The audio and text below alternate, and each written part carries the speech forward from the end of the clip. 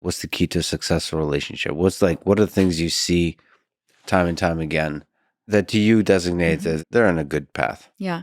There's a real attunement, honestly. Just it's sort of an us against the world feeling. Neither partner is going to talk shit on the other. There's a loyalty.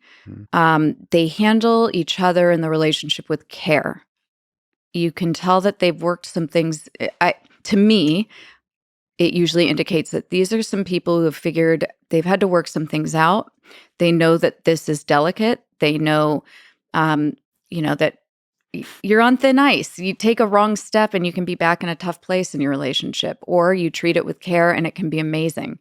So they're careful with one another. They give each other compliments. They are considerate. So you'll see, he'll bring the car around for her because it's raining, or she'll bring him home some takeout. She'll order for him too at the restaurant. There's just, they keep each other in each other's minds. But that us against the world thing, that definitely is there. Like 100%. You've seen that, right? Yeah, you've seen it. And you've seen it like, I like it when couples have been together for a long time, and when one is talking, the other one looks at them. If you don't do that, that's not a bad sign, but it's a good sign when you do that. Yes. Because, and I think it's actually a really good exercise to do, because I enjoy when I see in others. So it's a way to show that you don't take them for granted, and then you still find them like this mysterious, wonderful creature to observe. Like, I think too often we have that with our parents, we have that with people close to us. You think, yeah, I've heard what they're about to say. I know. You can complete their sentences. Take them for granted. And then if you just look at them and say, wow, this is the most brilliant person I've ever seen in my life. I can't, just appreciate every word that comes out of them and look at them in that way. You actually begin to believe it. Yeah. And you actually begin to see the beauty of what they're saying. You are exactly right. It's a self-fulfilling prophecy. And they feel it's really caring. good. Yeah. It's very caring. So that's, I think, the beauty of what the Gottman research showed us, taught us, provided us, is that we can do these things that become cyclic and just keep growing this relationship, making it stronger, more powerful, more loving. You would never want to cut it down. Well, you were talking about the sheet for conflict processing. What are we talking about? So like a couple will come and say like there was this conflict and you put it on the table, and then what does it mean to process it? So in that Gottman method of therapy, there are all these different, hundreds of different interventions. And based on what the issue is in that session, you can decide the most appropriate intervention. Oh. And so this is a specific intervention for if it is a conflict that occurred, and there are different types of conflicts. So this would be more like an incident.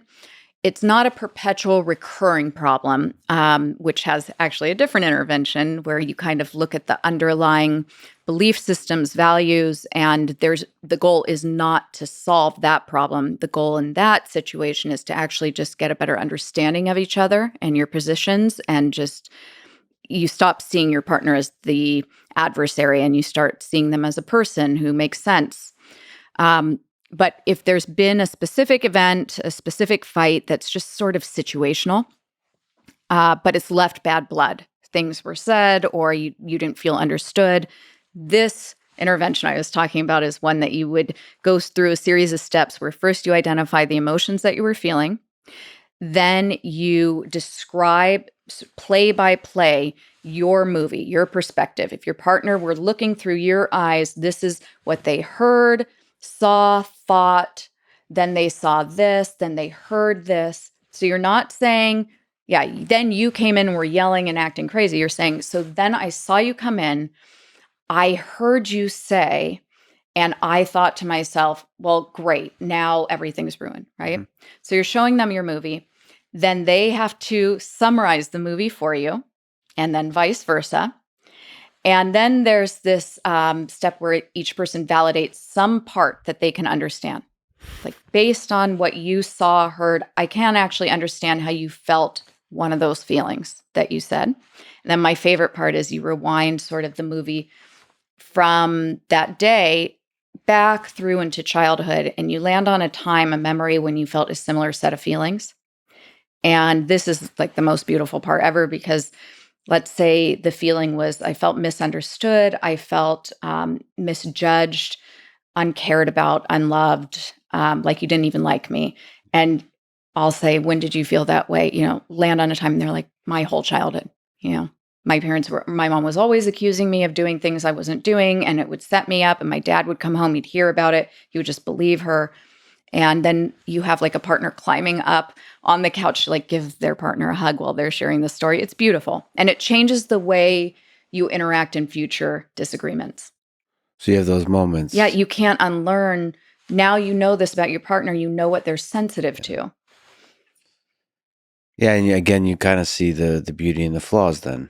Right. And Yeah. It all makes sense. Yeah, right? it all kind of makes sense. Yeah, so you maybe were in this dumpster dive in your head of how your partner sucks and all the things that are wrong with them, and it's so hopeless. And then you get this light shining through and you realize, oh my God, of course they would be sensitive to that.